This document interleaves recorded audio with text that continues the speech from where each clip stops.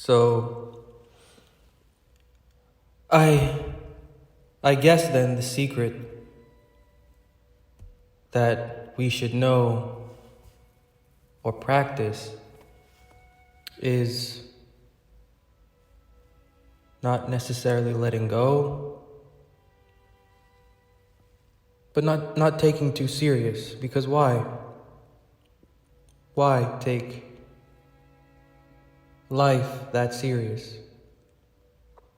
I'm not saying to, I guess, frolic, as you would say, or not care enough, or not care about anything, because you clearly need to care about some things, your health, the state of your emotional self, your intelligence, your goals, your habits, addictions. There's things that we need to care about. But at the same time, we can't think too seriously about what to care about, and that's where the problem is. The way I see it, when you care, you want. And in my experience, though I haven't lived that long, I've lived long enough to know that when you don't care, you receive what you want. It's a bit of an odd equation. But from, again, my experience, I've learned that the more you give, the more you get. Not in the sense of what is a physical giving, even though it is equally fair to say so, that when you give love, you get love, but that's not always the case. You can give love and still receive hate. You can give love and you can receive indifference.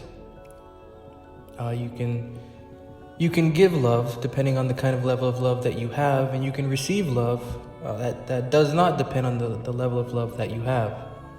You can give a high level of love and receive a medium level of love. You can give a low level of love and in surprise receive a high level of love.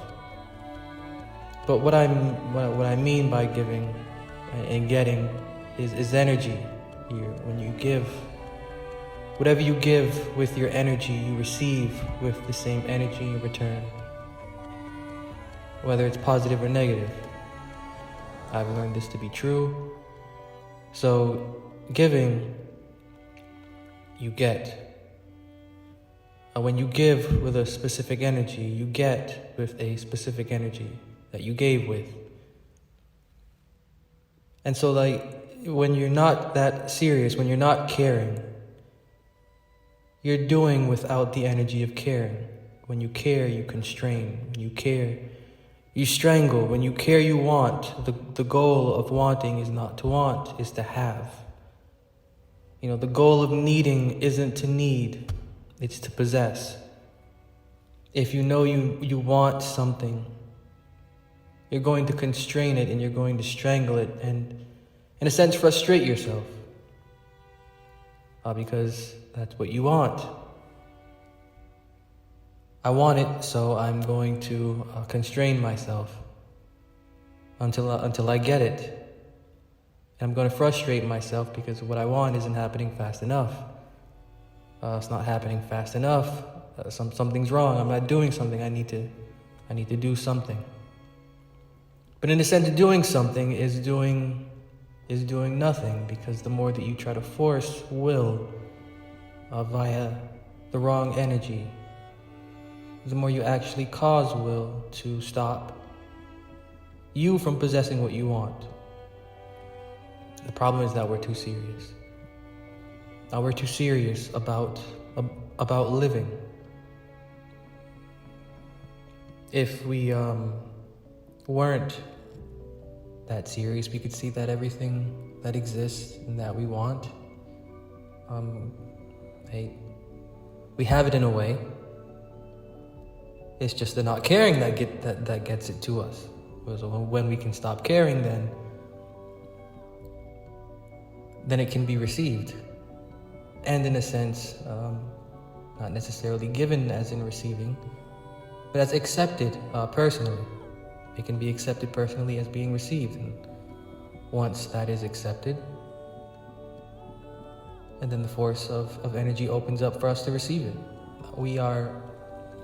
Everything moves by waves.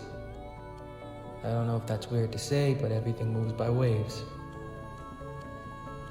Despite what we see as being physical, you can count everything down to energy and waves, sound waves of energy.